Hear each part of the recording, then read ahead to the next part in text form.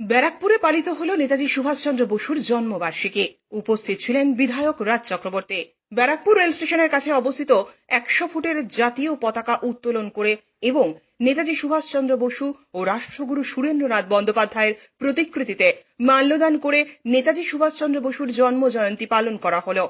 এদিনের কর্মসূচিতে উপস্থিত ছিলেন ব্যারাকপুর বিধানসভার বিধায়ক রাজ চক্রবর্তী, ব্যারাকপুর পৌরসভার উপপৌর প্রধান সুপ্রভাত ঘোষ, পৌর পরিষদ সদস্য নওসাদ আলম, গীতালি বিশ্বাস সহ অন্যান্য, ব্যারাকপুর পৌরসভার পৌরপিতা পৌরমাতা সহ অন্যান্য বিশিষ্টজনেরা। সংবাদ মাধ্যমের মুখোমুখি হয়ে ব্যারাকপুরের বিধায়ক রাজ চক্রবর্তী জানান, ব্যারাকপুরের মানে এটা একটা কি বলবো, একটা আইকনিক স্পেস।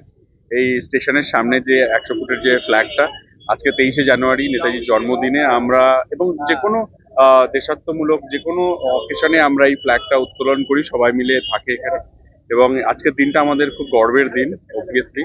এবং আমরা ফ্ল্যাগ উত্তোলন করে নেতাজিকে স্মরণ করা এবং এটাই বোঝানো যে আমাদের দেশের গৌরব এবং আমাদের দেশের ঐতিহ্য যাতে কোনোভাবে বিলীন না হয়।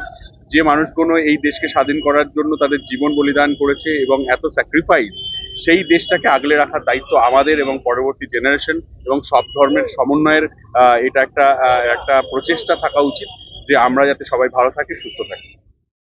ব্যারাকপুর থেকে সৈকত গাঙ্গুলির প্রতিবেদন, চ্যানেল 24/7।